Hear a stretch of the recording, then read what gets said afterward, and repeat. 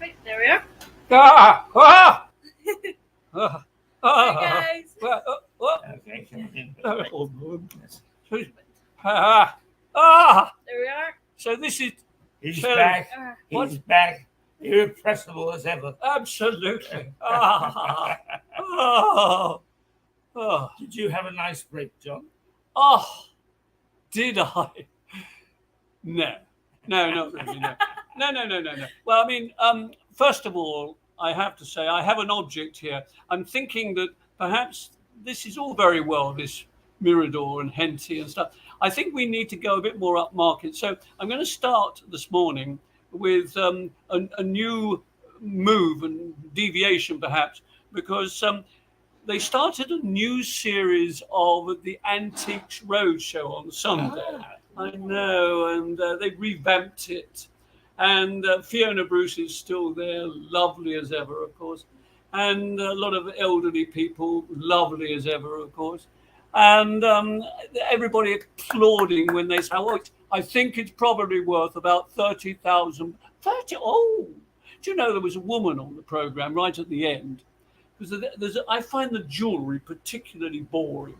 You know, oh, that is a lovely piece. I think it's by Garnier, probably Paris, probably 1730.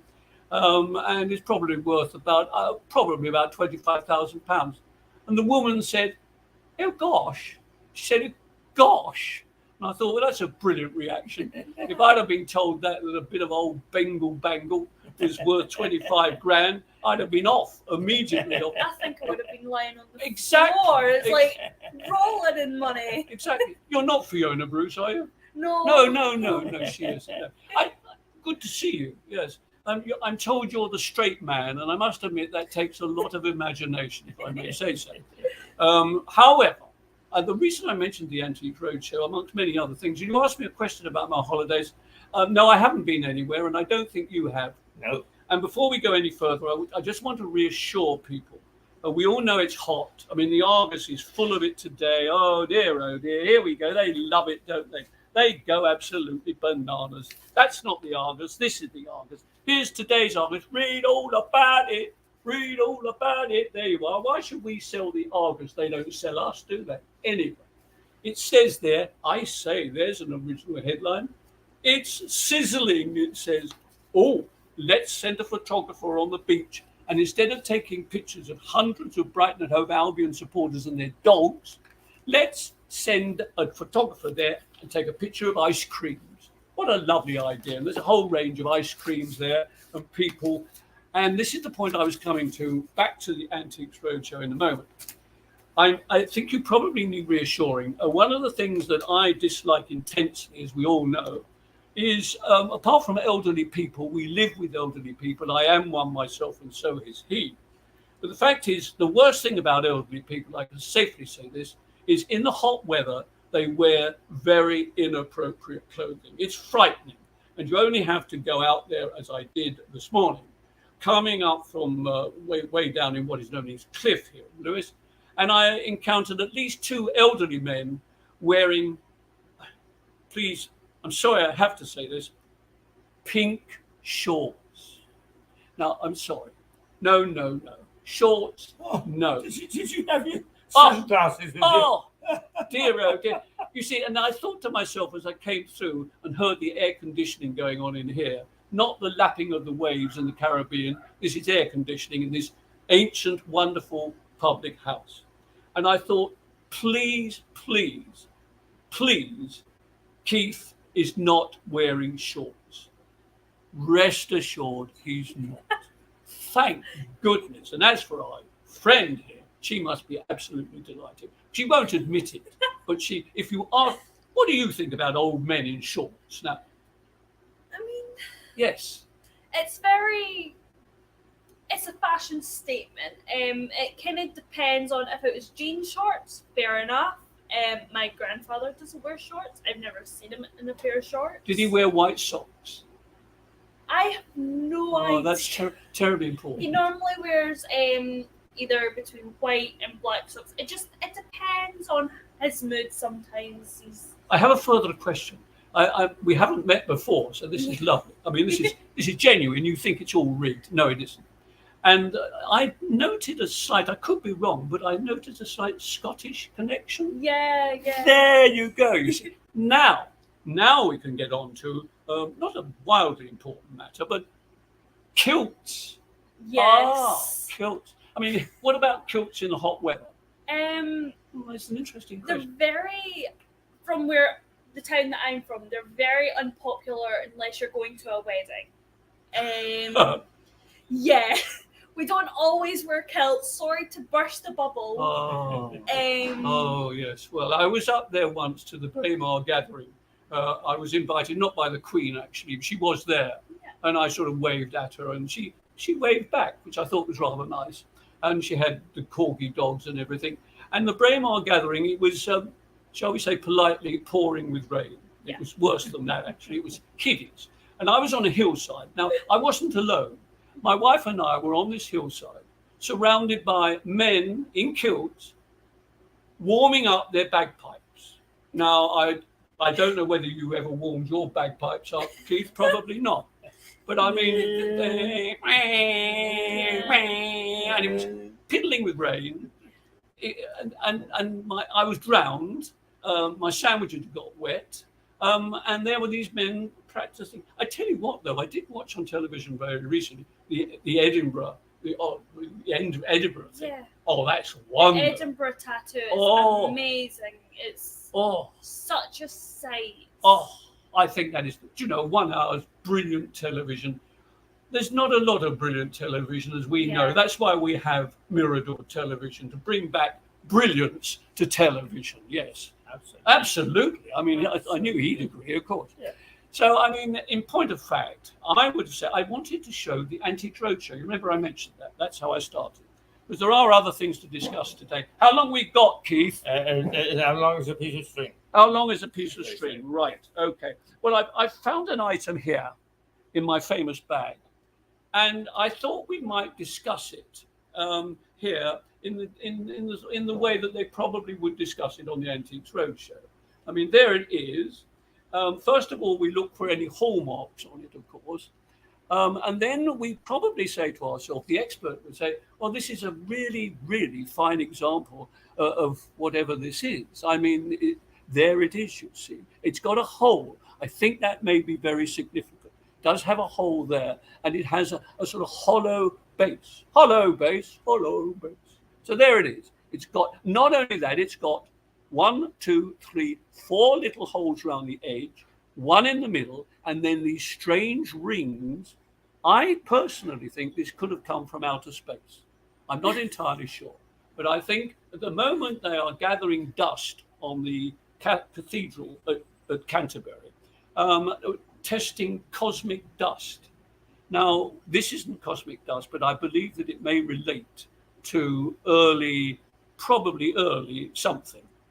In point of fact, I tell you what it is. It's not worth a very. What would you value that at, Keith? Would you say? Well, I recognise something about it that you haven't, Right. which adds value to it. Yes. Now you see that little hole. Yes. Is because Tom Paine Yes. invented the smokeless candle, so that you wouldn't actually poison yourself reading at night to a candle. Which There's a little Tom Paine hole. oh, So that actually makes it valueless. oh, Not valueless. relating to Tom, Invaluable. which in this famous house here, of course, was, as Keith tells us regularly. You struck gold again. Oh my silver. goodness! So if that has a Tom Paine connection, in America, that could probably be worth. Bearing in mind the Americans' obsession with Tom Paine for a whole range of reasons, I would say if that went to America within the next few weeks, that would probably fetch about £30,000. £30,000. At that point, we all clap. £30,000. Oh. So there we are. I thought it was a rather strange version. The BBC have decided to personalise it, so everybody is much more friendly, and they're interviewing some of the experts now. Not a bad idea, but the programme, I thought, wobbled a bit. It was in Swanage. Now, who's been to Swanage? You ever been to Swanage? No. You've been to Swanage. When I was very, very young, I believe. Yes. Yes. It's a lovely place, and there's a big pier there. And in the early days, many, many years ago, steamers, paddle steamers, used to go from there to the Isle of Wight, to Bournemouth, occasionally to Brighton, and most recently, they revamped one of these paddle steamers. It's called Waverley, and it actually has been doing journeys along the south coast. It's a big, vast vessel, and it's absolutely wonderful. It'd be great to go on a trip. It would be great to go on a trip. So here we are. He isn't wearing shorts. I mean, we were so pleased about that. But he asked what sort of a holiday I had. Well, I went various exotic places, including Seaford. Now that is exotic. Seaford is very close to here. You can get on a train when there are trains. Unfortunately, I had to drive there because there were no trains. The lady said, "I will meet you off the train." I said, "No, you won't, because there aren't any trains." "Oh, yeah," she said. "Well, I'll tell you where the hall is," because I was giving one of my talks. "Oh, that's interesting. To whom were you giving one of these talks?" "I was giving a talk to the hard of hearing folk of Seaford." Now, that's something that's close to my heart because I am hard of hearing. I don't think Keith probably has that problem, do you, Keith? Partly now, my dear chap. Partly. Yes. Yes. Yes. Well, he hears what he wants to hear. That's right. That's the big important Subjective. thing. It's a bit like me. And the wonderful things about hearing aid, as I've said so many times, of course, is that if you get a thunderstorm, or on November the 5th, you're in Lewis and you think, good grief, they're not doing those fireworks all over again, are they? What you do is go, boop, and you can't hear a thing. It's absolute. My wife said, "Did you hear the thunder in the?" I said, "No." "Was there any lightning?" "No." "Oh, you did sleep well, you see." So these were the dear people of, I suppose, Seaford, really, except some had been bussed in, no trains. So there was a coach that was sponsored by, I think it's the Lions. They're a charitable organisation, give lots of money to people. And this was a big coach, and these rather elderly people all came along, not sure what they were going to get. And as it was me, they probably took one look and got on the bus and went out again. No, they stayed, which is nice of them. And I thought, on a hot day, it was quite warm even then. And you may ask me, what was the talk about? And this will bring us on to another topic, actually, because it was one of your favourites, Keith. It was Max Miller. That cheeky chappy now. Yes. I wonder, have you ever heard of Max Miller? No, you see, I knew that would be the answer. Because the trouble with Max Miller, as you and I both know, is that we know who he is, but the people of a younger generation had no idea. When I tell them, and I'm not going all through it now, on another occasion, when I tell them that he was actually the first stand-up comedian, then suddenly people are interested. And when I say stand-up, I mean that he was on his own. He used to wear the most outrageous gear, a hat, a bit like Keith, actually. Not quite like Keith. Actually, a white hat. He would wear +4s because he liked golf, funnily enough. And he would tell quite rude jokes, but never particularly rude. In other words, you always ended the joke. And so it wasn't him that made the rude joke, it was you see. So he was very popular. But unfortunately, young people don't realise that, and why should they? And the other thing is, of course, they now go and see a show at the Apollo stand-up shows, all those comedians, men and women now today too, fortunately. And they enjoy that. But a lot of the humour now is very different from what Max Miller was doing all those years ago. So that was a talk about Max, which went fairly well, I'm happy to say. A little ripple of applause. And yeah, thank you.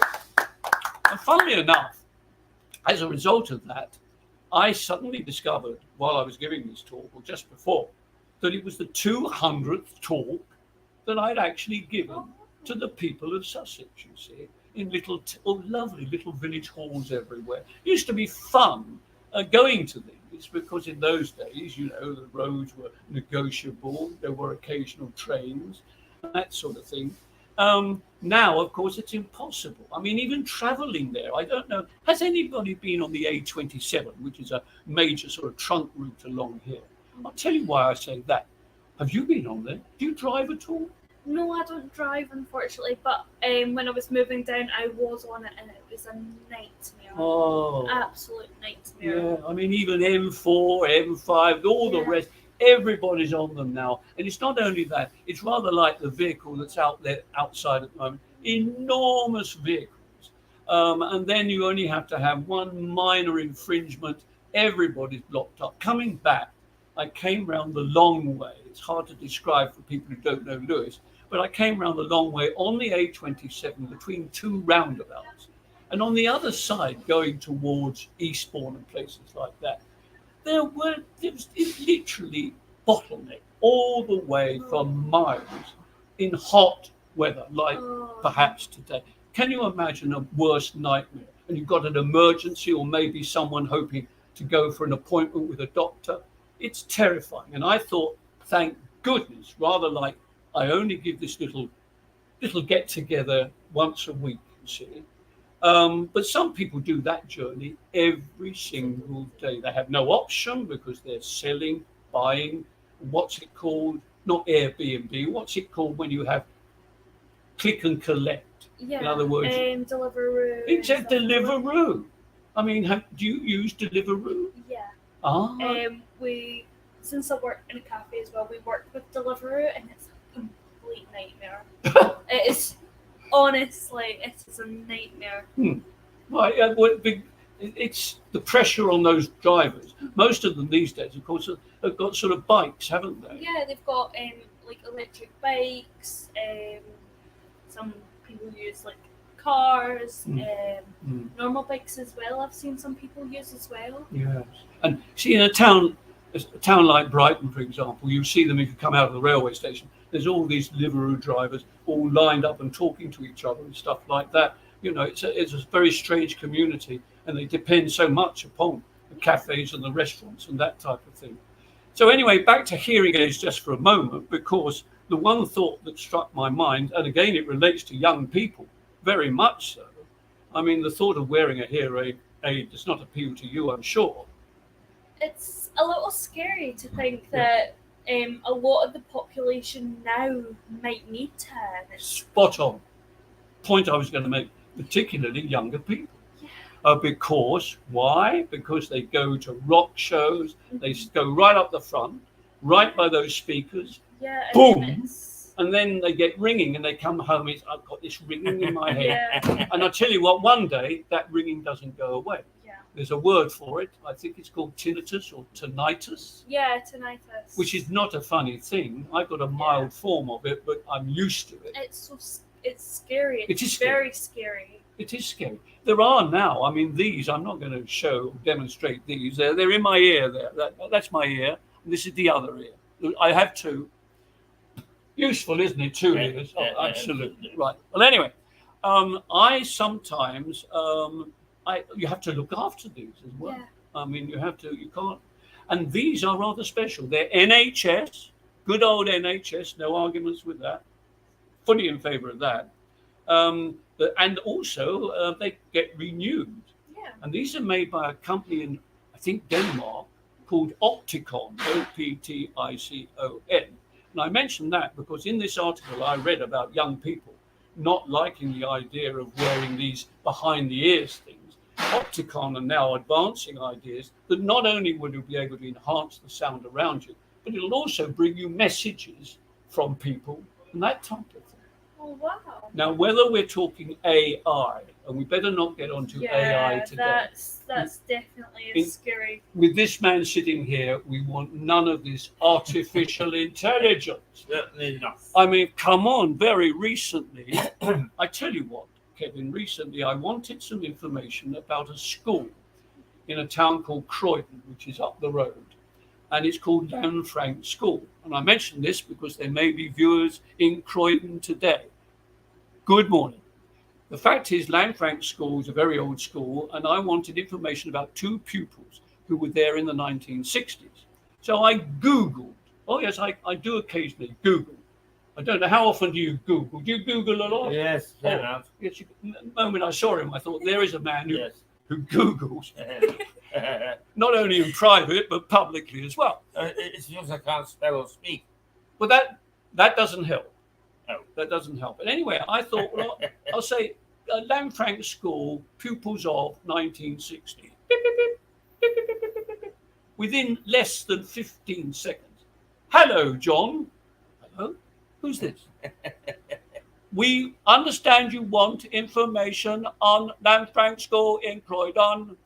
It was first created. It wasn't a human being at all. And then there was a whole sheath of information.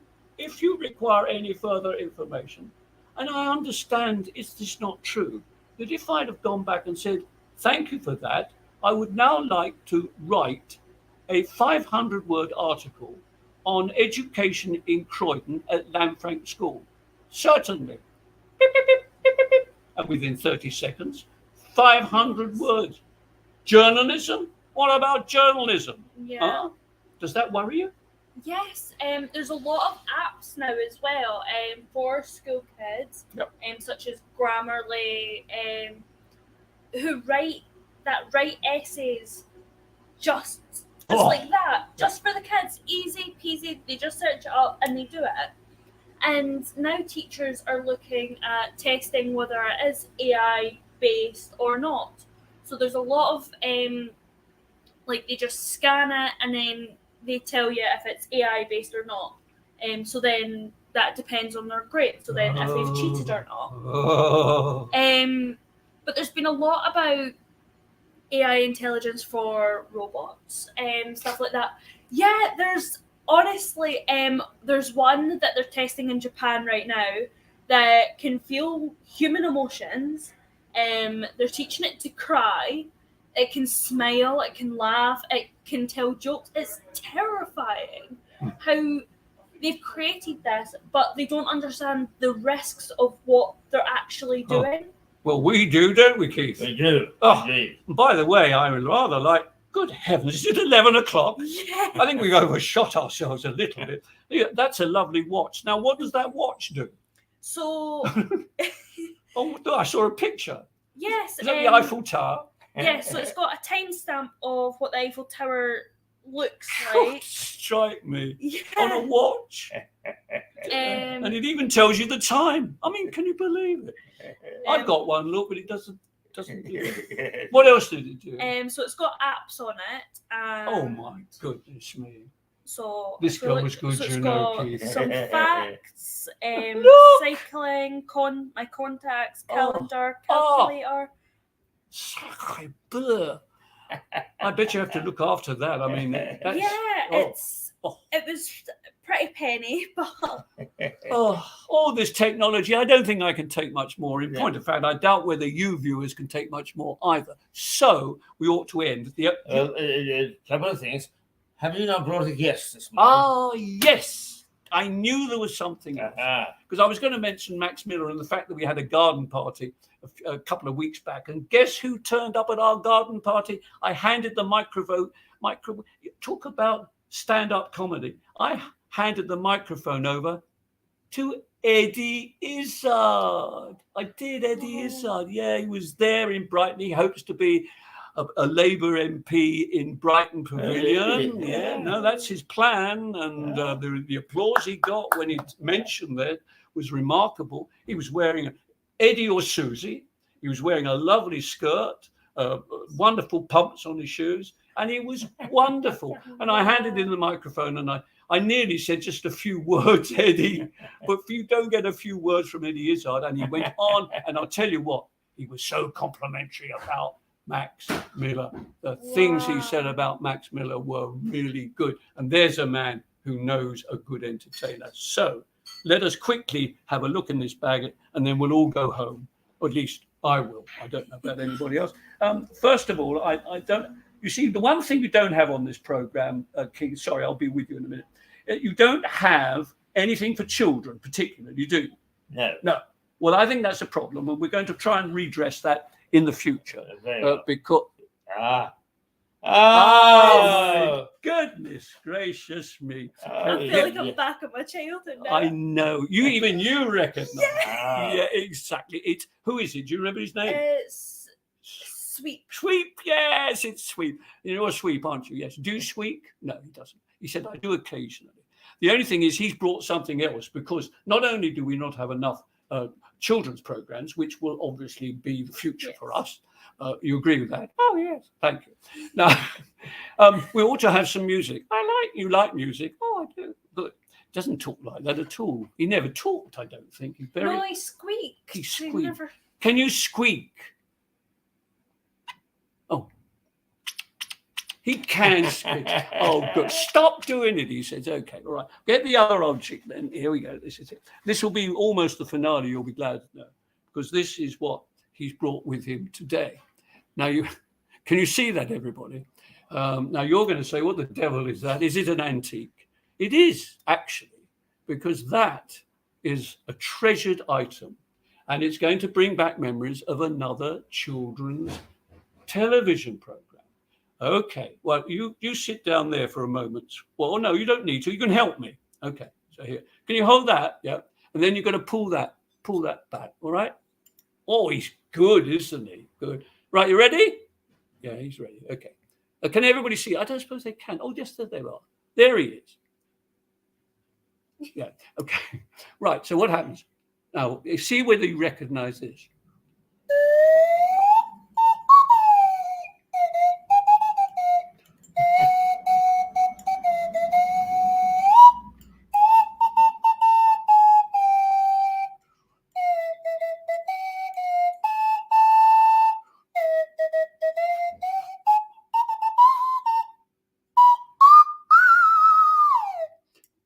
Actually, it was...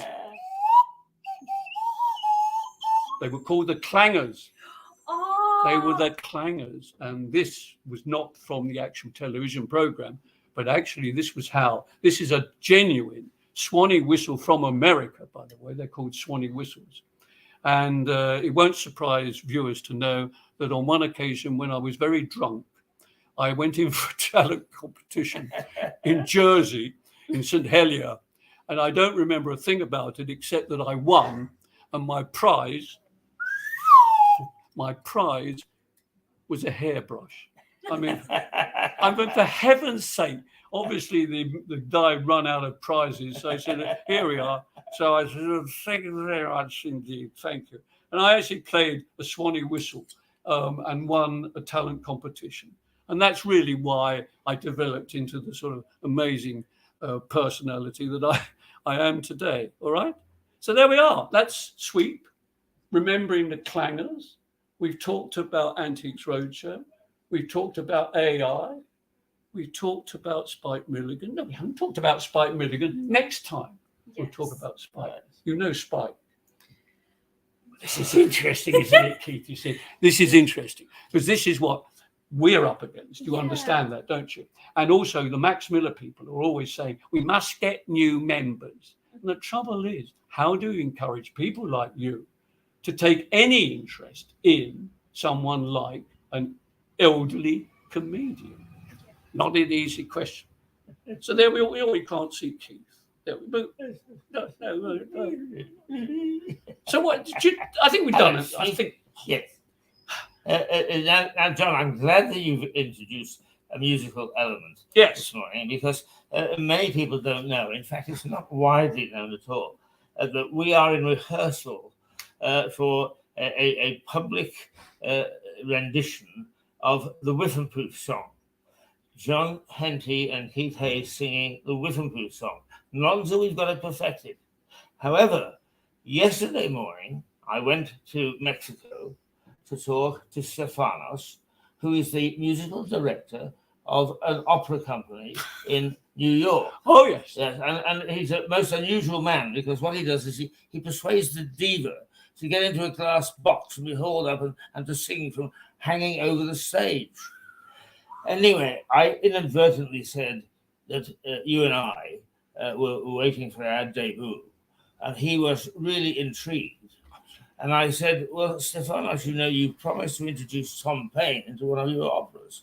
And he looked and he said, I think we should do it, particularly since I've got you and John Henty to call upon. I think we should do it in that bar where I can see Tom Paine's the beams that were over him, and so he is now writing an operetta about Tom Paine, which he's going to come over and produce and make sure it takes place in this bar with you and I involved. Oh, I could possibly have introduced my Swanee whistle too. I'm sure he, as an American, he would understand that. He will love that. I think that's a brilliant idea. And of course, I could do the other thing, but I need a hairy chest for this. So I've got one at home. I haven't brought it with me at the moment because I do a very mean Howard Keel. And I could end this entire item. And for our friend in Mexico, did you say Mexico? Mexico. God, we have meridians going bloody mad. Listen, I tell you what, I will do an audition now for me in opera here in Lewis in the future. And this is my version of what a beautiful morning. I mean, you can join in if you like. You can join in too. But this is from Oklahoma. I was in Oklahoma, but I didn't take the lead. I was a cowboy, unfortunately. So that's it. It is a beautiful morning. He's not wearing shorts. Thank goodness for that. And I'll look forward to being here next Wednesday, I suppose. Absolutely. So I'll go out singing, shall I? Yes. No, he doesn't think it's a good idea. But come on. Come on. Oh, what a beautiful morning. Oh, what a beautiful day. I've got a wonderful feeling. Everything's going my way.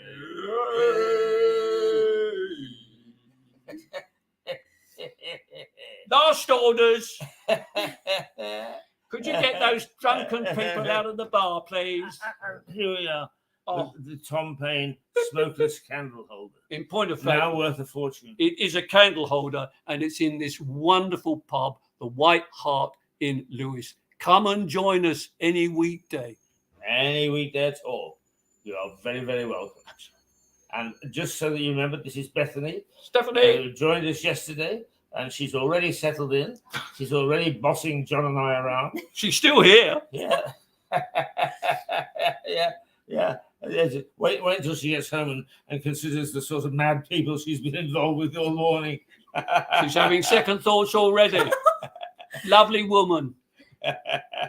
There's also for the young people watching as well.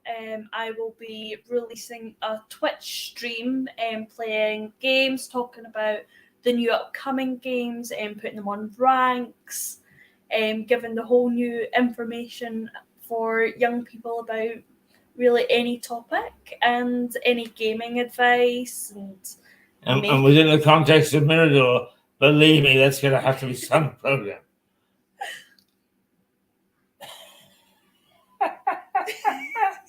Sweet.